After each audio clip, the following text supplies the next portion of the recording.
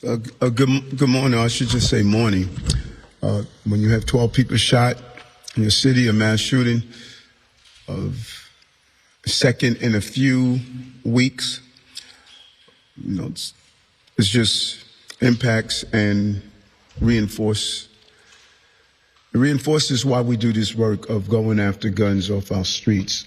And I just really want to thank the police commissioner and the men and women of the New York City Police Department, Pastor Morose, Commissioner Howard of DYCD, and A.T. Mitchell for Man Up, who just has been a real partner around the issues around gun violence. It's almost 2019, we had 12 people shot in Brownsville. I remember working with A.T. Mitchell throughout Brownsville and Pastor Morose as we looked at that issue back then, and now we're back with this shooting of this magnitude that took place in July. This took place here, as you know, in August. Last night, we lost 3 New Yorkers, and 9 more are in the hospital after a horrific act of gun violence at a nightclub in Crown Heights. Today, while, of course, we mourn the victims and pray for their families and their community, we are calling on the public. We need your help. We need your help. If you were inside the club, if you heard individuals talking about this shooting, if you witnessed someone fleeing the location, every piece of information will allow us to put the puzzle together to solve this crime. If you witnessed the event, or if you have information, please call Crime Stoppers, 800-577-TIPS, T-I-P-S, 800-577-TIPS. Gun violence of this magnitude, it really scars a community and a city. But we will continue to fight to do everything that's possible to continue to take illegal guns off our street. And I can easily stand here and tell you how we have driven down crime, we have removed over 22,000 illegal guns off our streets. I can give you those numbers and those stats, but that does not comfort those who are the victims of gun violence. What I can tell you, we will continue our aggressive pursuit to remove these illegal guns off our streets. Every single victim of violence, particularly gun violence, is one too many. And last night, mass shooting reminds us all the work that we must continue to do. And the NYPD and our partners in our faith-based community and our crisis management teams, we have mobilized them to immediately respond to this incident, as well as work with the friends and families of victims to stop any potential retaliatory action. We're always concerned after a shooting, the retaliatory shootings will follow if we don't get on the ground with our crisis management team and other partners. The commissioner of DYCD, Commissioner Howard, and A.T. Mitchell, they will be coordinating to see how do we continue to get our crisis management team out to be activated and respond to this immediately. I also communicated with Pastor Morose. We, unfortunately, will have to mobilize a mass shooting plan. He's going to be put in charge of getting all our partners together so we can mobilize around these mass shootings. As I stated, this is the second within weeks, and we don't want this to turn into a normal course of doing business of violence in our city. And CMS hospital responders will be dispatched to Kings County Hospital, Brookdale Hospital, and Maimonides hospitals where the shooting victims are receiving medical attention. And we want to thank those hospitals for their quick response. Additionally, we provide trauma services and facilitate mediation efforts for the families of the deceased individuals in an effort to stop the retaliatory action. And finally, we are going to pray for the families and the victims and ask for all New Yorkers to join us in prayer as we lift these families up. We cannot answer hate with hate or violence with violence, but you have my word. We will do all that we can to protect the innocent and bring the guilty to justice. We will find those who are involved. And right now, we will continue to think of the families. I want to turn it over to the police commissioner to give us any update and just an overview of what took place. Commissioner? As the mayor said, what happened in Crown Heights this morning was a tragic, senseless act of violence. Our prayers are with the victims and their families. Our job now is to determine who is responsible and to hold them accountable.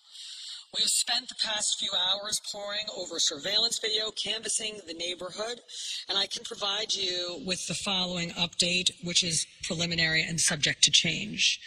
At approximately 3:27 a.m., we started to receive multiple 911 calls about a shooting inside of 903 Franklin Avenue, which is a lounge in Crown Heights known as Taste of the City. Officers arrived within minutes of the first 911 call and found numerous gunshot victims out inside of the location. Currently, we have identified 12 victims ranging in age from 19 to 61, 9 males and 3 females. Since the time of our last briefing, the victim count went up by 1 from 11 to 12. 3 of the victims have been pronounced dead. 1 male age 27 and 1 male age 35 who succumbed to their injuries at the hospital, as well as 1 male age 19 who was pronounced on scene. The 9 remaining victims are at local area hospitals with what is being described right now as non-life-threatening injuries. We are withholding victims' names at this time, pending family notifications. The investigation into this incident is ongoing. What we know preliminarily is that there was a dispute inside the crowded club that led to the shooting. We believe that there were up to 4 shooters involved in this incident. Our crime scene investigators have now recovered 42 shell casings from multiple guns. The shell casings appear to be from 9mm and .45 caliber weapons. At this time, no one is in custody, and the shooting preliminarily appears to be gang-related. Our detectives have recovered a firearm in the vicinity of Bedford Avenue and Eastern Parkway. We are investigating whether that firearm is tied to this shooting incident. As the mayor said, anyone with information is urged to call Crime Stoppers at 1-800-577-TIPS. Thank you. I'll now turn it over to Pastor Monrose. Thank you. And thank you, Commissioner, and thank you, Mayor Adams, for your continued leadership on showing the humanity side of the business of running a big city like New York. Today is a summer day, of course, of worship across congregations in Crown Heights and New York City who have gathered to worship and pray. We are reminded of the frailty of human life and the reckless and deadly behavior of those who are armed with illegal guns respect to human life.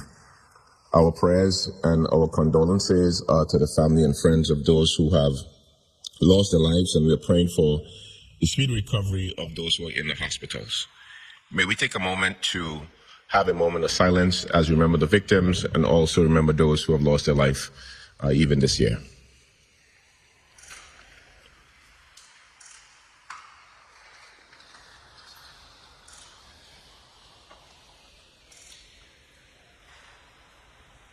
We pause and reflect for those who are injured, and our prayers and our love to all of those who have paid the ultimate price of losing their life in New York City.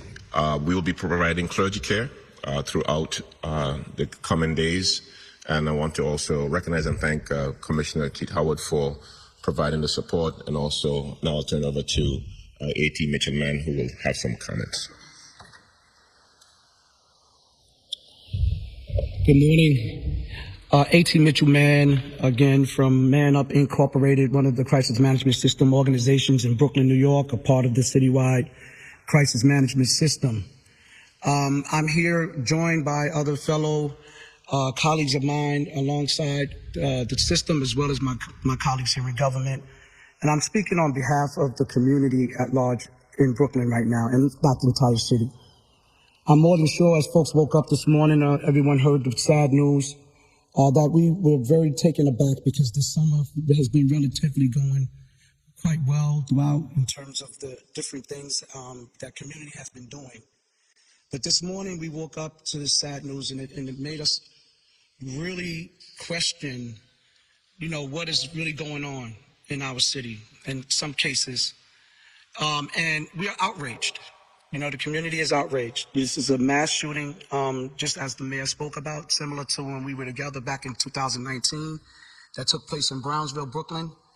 And our community's response and our position is just the same. We will be denouncing this incident. We're denouncing senseless violence. We do not, think that this is a way that one needs to resolve their conflicts if that's what they chose to do. But now we step aside and we allow for our colleagues in the police department to do their job. But we have been, as a system, we've been responding ever since the call has been made. Our hospital responders are, as the mayor mentioned, on location at the hospitals right now, working with the families. Our men and women who are violence interrupters are also at work right now, as said, trying to prevent any forms of retaliation. And so we are going to do our part. I just want to end by saying my condolences to the families of those that lost, and also to the family members who are recovering at the hospital. But this is a mass shooting. This happens, as you said, this is the second one in a couple of weeks. So mass shootings require mass resources. And so we look to go into that area of Crown Heights and to be able to pour those resources within that area. And we're looking forward to everybody else's collaboration going forward. Thank you.